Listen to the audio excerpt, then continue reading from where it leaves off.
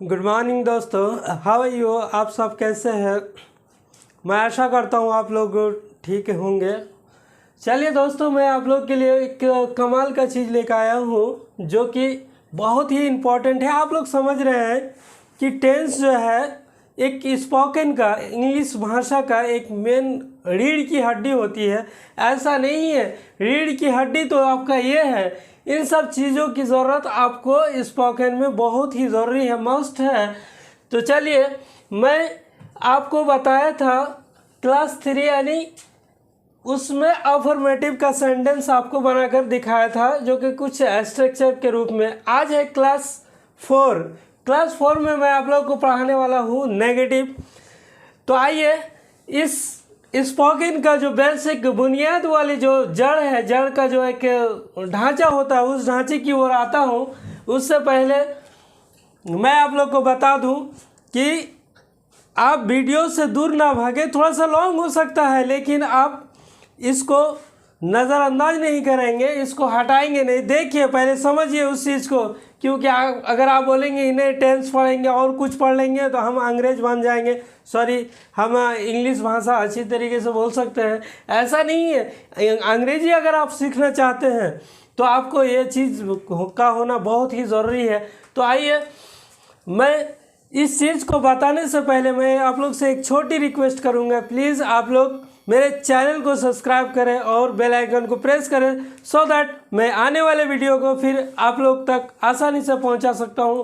तो आइए, come to the point. आज मैं नेगेटिव पढ़ाने के लिए मैं तैयार हूं बिल्कुल, और आप लोग भी तैयार रहेंगे। नेगेटिव का मतलब होता है नकारात्मक, यानी किसी व्यक्ति या वस्तु का नकारात्मक होना, यानी ना में होना। तो आइए, हमने कुछ स्ट्रक्चर लिखा है जो कि अफर्मेटिव पढ़ाए थे, तो सेम रूल है और यही रूल पढ़ाया था। सिर्फ हम यहाँ पर क्या किए हैं, नेगेटिव को ऐड किए हैं और कुछ नहीं किए।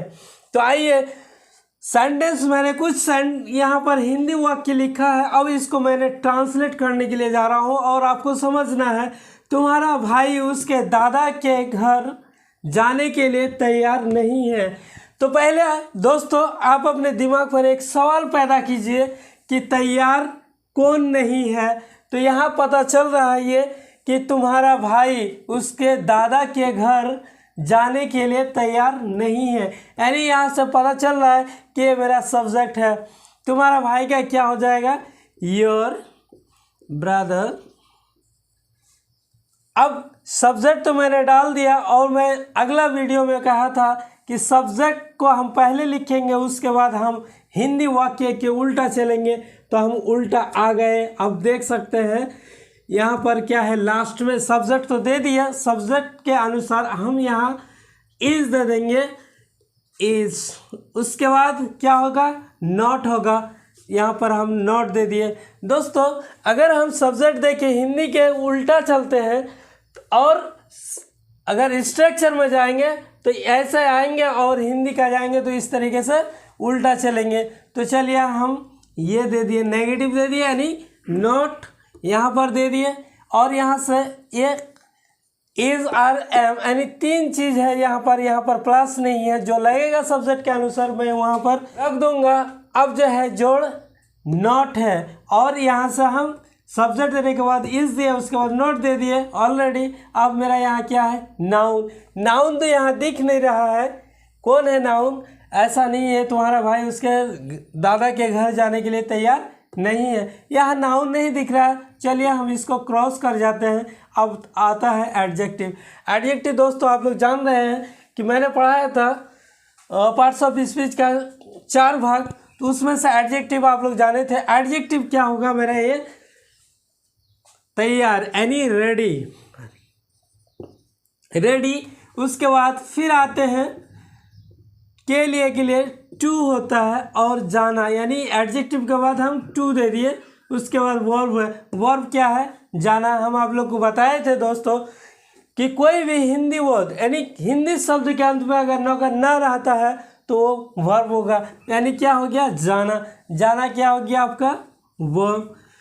उसके बाद कहाँ जाने के लिए? यानी उसके दादा के घर जाने के लिए।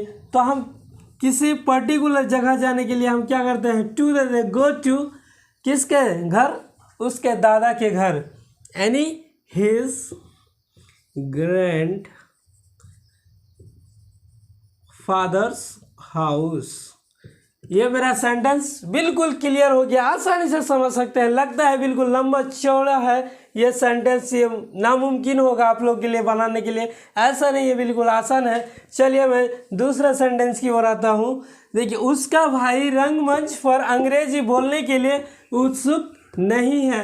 तो पहले हम दिमाग से एक क्वेश्चन को बनाइए कि हमको सब्जेक्ट चुनना है, सब्जेक्ट कौन है। तो एक सवाल पैदा कीजिए आपके जहन में इस वाक्य के लिए कि उत्सुक कौन नहीं है। तो पता ये चल रहा है उसका भाई, उसका भाई का दोस्तों हिज ब्रदर होता है, हिज ब्रदर।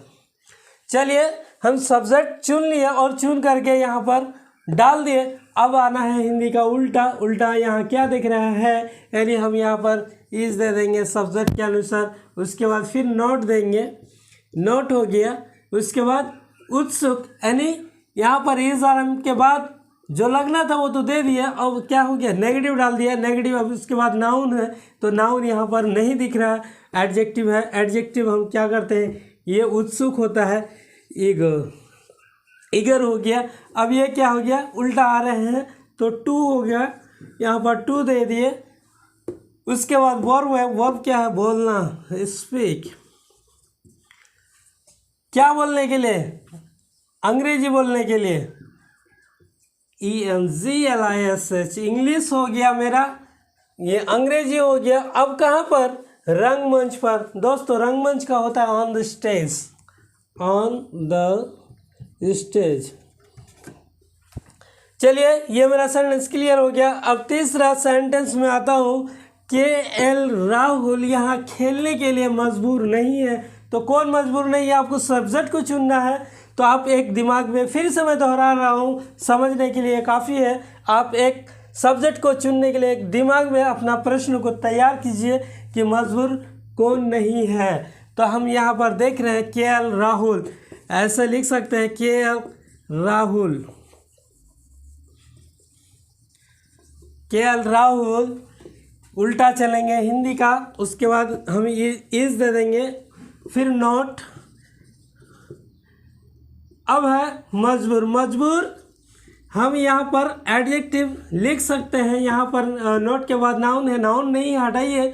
अब ये एडजेक्टिव है, एडजेक्टिव मेरा क्या है, मजबूर, काम पे। उसके बाद क्या होता है दोस्तों, टू दे देंगे के लिए, क्योंकि हम ये दे दिए, नेगेटिव दे दिए और एडजेक्टिव डाल दिया। अब टू यानी के लिए, के लिए। अब क्या हो गया, टू के बाद ये वर्ब हो गया। वर्ब क्या हो गया, प्ले, प्ले हो गया। अब क्या है, ऑब्जेक्ट मेरा क्या होगा, ये वर्ब तो हो गया। अब ऑब्जेक्ट क्या हो गया, यहाँ पर आप देख सकते हैं, यहाँ पर क्या है, ये मेरा सेंटेंस क्लियर हो गया, बिल्कुल आसानी से आप देख सकते हैं दोस्तों। अब है हम लोग तुम्हारे घर जाने के लिए तैयार नहीं है। कौन लोग, पहले पता लगाइए कि कौन लोग हैं। तो पता चल रहा है कि सब्जेक्ट मेरा हम लोग हो जाएंगे। हम लोग तुम्हारे घर जाने के लिए तैयार नहीं है। हम लोग का क्या हो जाएगा दोस्तों, वी हो जाएगा। वी के साथ हम क्या करेंगे, आर दे देंगे, आर। उसके बाद क्या होगा, नॉट हो जाएगा। हिंदी का उल्टा चल रहा है दोस्तों। मैंने सब्जेक्ट पहले डाल दिया, उसके बाद हम हिंदी वाक्य के उल्टा चल रहा हूँ। तो नॉट दे दिया, उसके बाद रेडी हो जाएगा एडजेक्टिव मेरा। एडजेक्टिव का काम हो गया। अब हो गया टू, फिर क्या हो गया, यहाँ वर्ब है, टू के बाद अब वर्ब है। तो यहाँ पर क्या है, गो टू, कहाँ का, किसका घर, तुम्हारे घर, योर हाउस, योर हाउस। तो दोस्तों इस प्रकार से मेरा सेंटेंस बिल्कुल तैयार है। कैसा लगा दोस्तों, बिल्कुल आसानी तरीके से आप आसान से बना सकते हैं। ये आपको देखने में बहुत लंबा चौड़ा लग रहा है, लेकिन आप जब सोचेंगे, गौर करेंगे तो बिल्कुल सिंपल है, आसान तरीके से बना सकते हैं दोस्तों।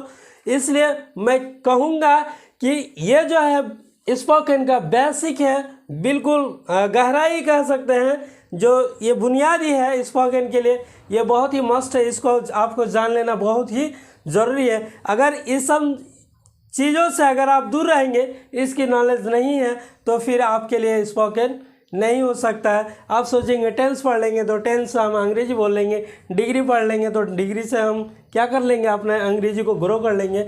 It is impossible. अगर आप ऐसा सोचते हैं तो ऐसा नहीं है, आपको ये चीज़ जानना बहुत ही ज़रूरी है। चलिए, मैं अगला वीडियो लाऊंगा इंट्रोगेटिव। मैंने तो अभी अफर्मेटिव पढ़ा दिया, नेगेटिव पढ़ा दिया, वही इंट्रोगेटिव पढ़ाना है। तो अब नेक्स्ट वीडियो में आप लोग को इस चीज़ के बारे में जानकारी देना है।